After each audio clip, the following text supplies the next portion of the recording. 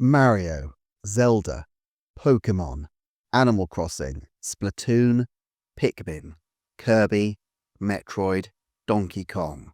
These are the 9 pillars of Nintendo's IP strategy at present, and I say this because they themselves cite these 9 IPs in their press announcements as examples of Nintendo properties. Now, that's not to say they don't care for Fire Emblem, for Xenoblade, perhaps even for dear old Advance Wars, but I think we're in an era where we can expect these 9 content families to be very regular fixtures of Nintendo news.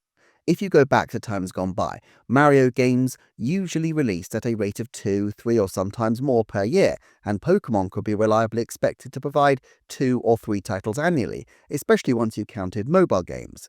Zelda in the Switch era appears to have been attempting to hit a game per year, and although it did skip 2022, it also double-dipped in 2019 with both Cadence of Hyrule and Link's Awakening. Kirby also has always managed to be a fairly regular fixture. Not quite yearly perhaps, but once you count all these smaller titles like Kirby Fighters and Kirby's Dream Buffet, it's the rare year that didn't have any appearance at all from the Pink Puffball. But not every Nintendo franchise has been so blessed. Pikmin fans did have games to enjoy in 2017 and a port in 2020, but in between times, the pickings have sometimes felt quite barren indeed. Metroid has had similar periods of feast and famine, and both of these franchises have had long hiatuses in between titles. Animal Crossing and Splatoon, meanwhile, are full of content when their games are being supported, but between return to slumber before their next generation, particularly in the case of Animal Crossing, which had such an incredibly huge title in 2020, had DLC in 2021, but since then has been far quieter. Meanwhile, Donkey Kong has had his biggest year almost ever, with a theme park attraction 2025, a port, and a brand new 3D game. The thing is, I expect from now that we're going to start to see all 9 of these a lot more consistently and a lot more prominently overall.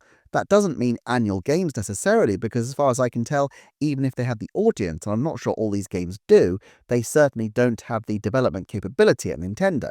But check out how Nintendo have shunted all 9 of these into the spotlight in the first 12 months of the Switch. Pokemon is kind of its own deal, with the Pokemon Company running the series at arm's length from the core Nintendo brains trust, so I won't directly address it here, but Mario is easy to address. He's had Mario Kart World, plus Nintendo Switch 2 editions of Jamboree and Wonder, the most recent big-selling Mario games, and an anniversary with Galaxy 1+2. The second stringers haven't been left behind either, with Luigi's Mansion on GameCube Classics for Nintendo Switch Online, allowing them to promote the Switch 2 as hosting the entire Luigi's Mansion saga, while Yoshi is also going to feature in a new game next year. Zelda, meanwhile, has had on the quiet one of its biggest years ever, with 3 retail releases in 2025. Granted, 2 were Nintendo Switch 2 editions of prior titles, and the revisions were really quite minimal in the scheme of things, but given that they've now announced a movie over the horizon, we can feel confident that this is just the beginning of Zelda scaling up. I would expect that the 1 per year Zelda release schedule will continue most years, but perhaps we will see even more games than that.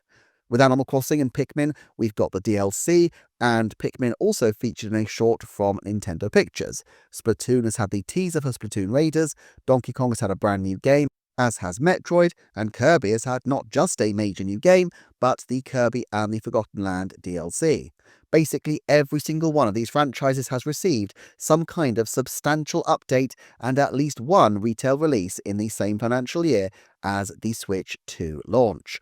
You might think, well, this is only due to the ability of the company to leverage its old games for new purposes with Nintendo Switch 2 editions, and there is some truth in this. But I don't necessarily think that every update we see going forward will be game-related.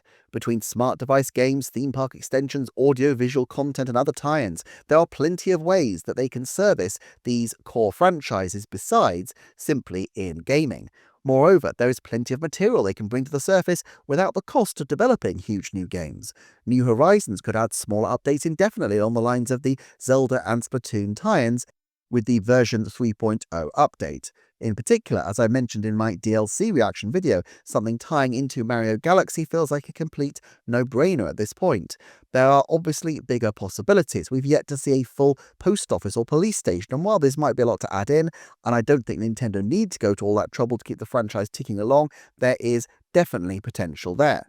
Pikmin as well will doubtless continue to get support with Bloom, and I'm even more confident that we will see a Pikmin spin-off of some description. Metroid Prime 4 has a strong chance potentially at DLC in the months after, even if it's a more free-standing update along the lines of Metroid Dread, and after that we will be overdue for another 2D Metroid if Mercury Steam are still working on one, and certainly the Dread team don't seem to have received credits on the most recent Mercury Steam title that was put out using their own IP. There's also the option to give Nintendo Switch 2 Edition versions of both Dread and Metroid Prime Remastered if they felt the juice was worth the squeeze, which, given the low sales of Metroid historically, they may not.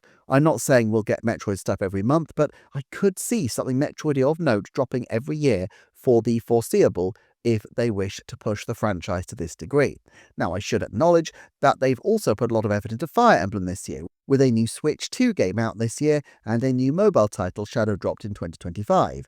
Meanwhile, Xenoblade Chronicles X has received a definitive edition on the original Switch. I'm not saying that these 9 are Nintendo's only key franchises. I just think that they have a particular focus right now on ensuring that these 9 keep puttering along, and in particular that all 9 are in the focus for the Switch 2 launch window.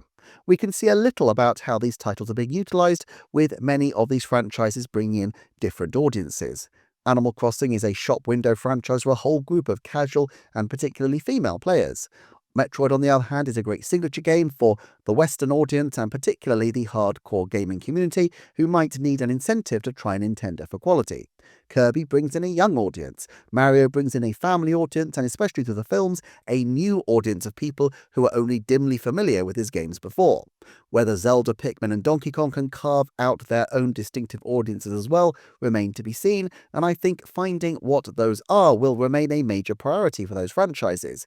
With Zelda, clearly the movies are set to play a pivotal role, while I suspect Pikmin's integration with smartphones may prove critical if they can leverage it effectively.